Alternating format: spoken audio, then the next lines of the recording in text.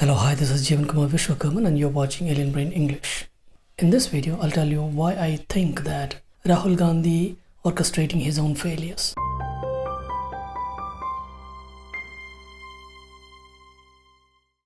So, why do I think that he is orchestrating his own failures? There are a few things that makes me think that he is orchestrating his own failures.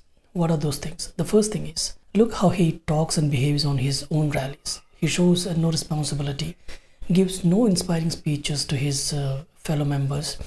He doesn't speak or inspire like a primary leader would do, like Modi do per se. एक झटके से हिंदुस्तान से हम गरीबी को मिटा देंगे. The second thing is that absconding after failures. Just after the election failures or before the election, he's so cool to have a vacation trip. He doesn't even stop by for a briefing about the failure. He just lets his juniors to do that. Like it's not his job or responsibility. Like telling them that you pull me into this even if I don't want it. Now you handle it. The third one is behavior with the media. Mostly he is angry with journalists' questions. He's angry with the reporters and media persons questioning for no reason, giving dumb answers or improper answers. Despite knowing that those are not valid answers, he just doesn't care anymore. Like he doesn't want to care about it. The fourth one is when interviews are given, he makes it sure to incite the media, demonizing the Indian democracy, judiciary, election processes, election commission, even Indian mindset. In interviews, he questions the democracy, Hinduism, media is becoming slave to Modi, knowing that this would become a troll or a meme content, or even making him anti-India leader. But he doesn't care about that. He just doing it for years. The fifth one is he deliberately attempts to incite anger against his own political career and stature. He makes statements and press conferences to present himself as an incompetent leader or an anti-Hindu leader so that people hate him as a leader. The sixth point is that he was not like this in his early days. He was not like this before 2020. He tried to be so nice, charming, ever smiling, so friendly. But after 2020, he started to do these things. But doing all these things, even after he is very well aware that this will question his leadership and competency to lead the party, he keeps on doing it. Why? So the question comes, why he is doing this? The first thing is spoiled childhood. Not he was spoiled in childhood, but his childhood was spoiled, I think. After his grandmother's and father's assassination, the family had to live inside a security field, which literally is like they are imprisoned. How could a teenager or a child can have his life enjoyed under such situations? He literally lost a childhood and a teenage or youth. Rahul also forced to enter into politics after his father's assassination or death. He had to sacrifice all the leisure and freedom of a teenage and a youth for a political party or for politics. Even he was not interested in it.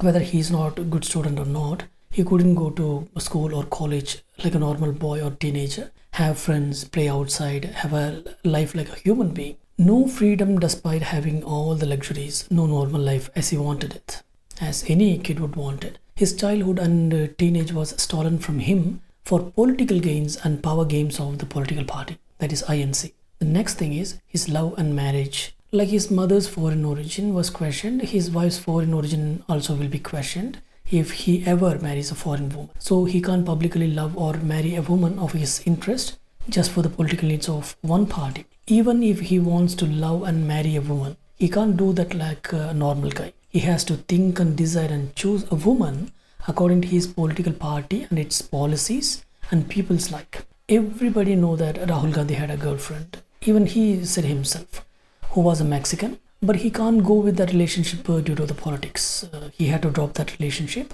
at least in public view, just for this political party and politics.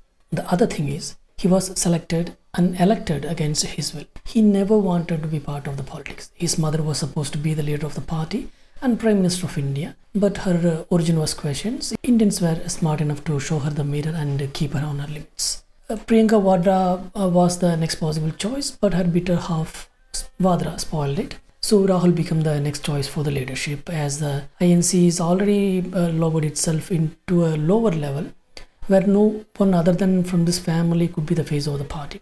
So he was given the leadership even though he never asked for it. He never wanted this. After seeing his grandmother and father being assassinated for this political games, who would want? But the same politics forced him to be the part of it. The next important thing is that INC is not letting him go. See, he never chose the politics, but politics chose him. Nehru and Indira made it very much sure that their family is the INC, no one else. No leader is allowed to rise above the family to lead INC. Indira made sure of that. So, without a face from this family, INC can't survive. It will explode into thousands of pieces if this family lets it go. So, INC needs a face from this family for its existence as a national party. Now, the karma strikes back. Nehru and Indira never let INC to slip it from their grip. Now, INC is not letting Rahul or Priyanka to slip away. They forcibly bring this family to politics because without them, INC is nothing. Now, they want this family to pay back for what it took from the party. It is like Rahul have to pay with his freedom and life to be responsible for the party, for what his grandfathers and grandmother have taken from it. In his early days of politics, in an interview with Arnab Goswami, Rahul clearly says that he doesn't like the way the politics is played. He is not up for it.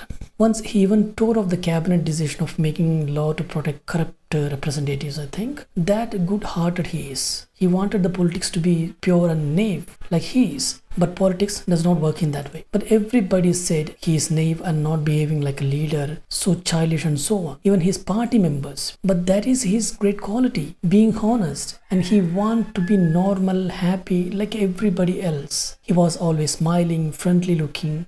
But look what the party had made him. Non-smiling, angry, so serious-faced. Whether he is not acting seriously or not, the party wants him at least to look serious, which he obviously doesn't want. He loves to have clean-shaved face like Europeans. But look what the party and politics pressure had made him into. He had to grow beard just to look serious. He even appeared with a full-grown beard like yogis. Obviously, we can see that in his eyes that he doesn't want that. So he can't have a clean shave because of his party and its politics around him. He can't have his own choice on anything, on love or marriage or even on shaving his own beard. INC would never let him go from politics until he is a favorable face from this family. They would only let him go if he is no more favored by public. He wants to quit. This party and politics stole his childhood, teenage and love life for no reason than being prime part of the family. We can see in his face that he desperately wants to quit and have a normal life. Modi can do this abnormal life because he is half a yogi and he chose his path when he was young boy himself. But Rahul didn't choose this. Somebody else chose this path for him. He wants a normal life just like us all. His normal life was stolen away from him. That is the truth. While his rallies and campaigns, when talking to normal people, drinking tea with them, cooking and eating with them, riding bikes, we can see that happiness in his eyes of enjoying the normal life he missed. Even if it is for a few minutes, we can see how happy he is. When he is enjoying the normal life, we can see happiness in his face, like a child seeing a new toy which it was longing for. So he wants a normal life, happy life that is unchained from these political barriers and responsibilities. He doesn't want to end up like his father. He wants to live the life at its fullest. Maybe he wants a lover or wife of foreign origin, or he may already have that he hides from the public spotlight. Maybe he even have a family already that no one know or never talked about. He had a Mexican girlfriend. Now he visits Italy, Colombia frequently. Thailand allows foreigners to buy properties and to settle there. There is a trend there recently that foreigners are settling in Thailand. Rahul visiting Thailand this frequent shows maybe having properties there, and it is for his family. There is a chance that he is already married to this Mexican girlfriend and had children. It's possible. Who knows? His personal life is always kept secret. Nobody knows where he goes, who's going with him on his foreign trips. We can see him not attending any public meetings other than political meetings because he deliberately wants to stay away from spotlights. No interview, nothing. He is too a human being. He also would want to live a normal life, would love to have a woman of his interest and choice and love, would love to walk on beach without any security and restrictions. But if the party politics is not letting him to do that, what he would do other than quitting? So can he quit that easily? No, of course not, he can't. Because for decades his family have had a strong grip on this party, not letting it go by itself, making it a family rule party. So now in its first day, he can't let it go by itself. The party would not let it happen. They need a face, at least for posters. There is no other face in the party to lead that the people still trust other than from this family. That is why even after these much of failures, he is still upheld as the face of the party. As the party needs him desperately for its survival, it will not let him slip away that easily. More than that, not just INC, anti-India forces from foreign soil also plays a great part in this. Rahul or INC is their only chance to fight right-wing Hindu groups or pro-India groups. If INC fails, they fail. So they can't let Rahul go away that easily because INC will face a trouble without him and their plans will also. They can even threaten him with his life if he tries suddenly to get away from the politics. He could end up like his father. Even his party would use his martyr image. So his only way out for him is to make the party and foreign forces to think that he is of no use anymore. For that, the people should think that he is not a competent or favorable leader anymore. If people start to think that he is not a favorable leader anymore, he can't win elections, his leadership will be of no use, the party will not need him anymore, the foreign forces will look for another face. He will be free finally. So he plans his exit. So his only option is to make the party itself to let him go or force it to let him go. I believe that is why he is making all efforts to raise question about his leadership so that the party will be forced to let him go. He questions Indian democracy, election commission, army, Sanatan Dharma, everything that will create a hate wave against him and questions his competence and leadership skill among the general public. He is angry at media so that the media is merely stopped reporting about him largely or interviewing him. Ordinary people started to think he is a pappu, an idiot, incompetent leader. He is not concentrating on elections, campaigns, goes on trips when elections are happening, deliberately creates situations so that people and his party cadres will question his leadership so that the party is forced to find another face to replace him. After drastic loss in 2025 Bihar elections, now the party is really forced to rethink about his leadership. Even some of the party members started to question it. Now with his actions and statements, he became an unfavorable leader.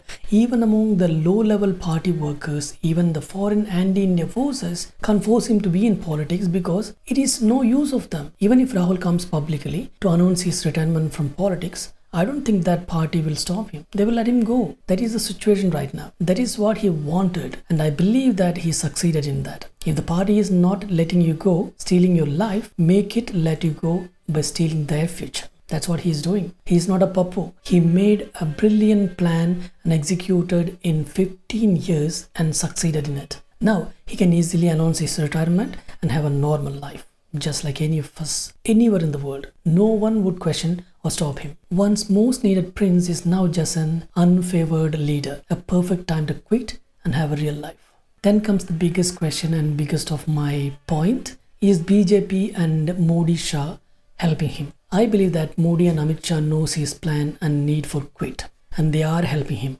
Before 2019, there was a lot of attack against Rahul Gandhi personally, making him pappu and all. But now, there is no direct attack on him. You can see that. All they do is attacking him by saying that he needs to quit, he's not a qualified leader, and trying to present him as an incompetent leader so that his quitting can be easy.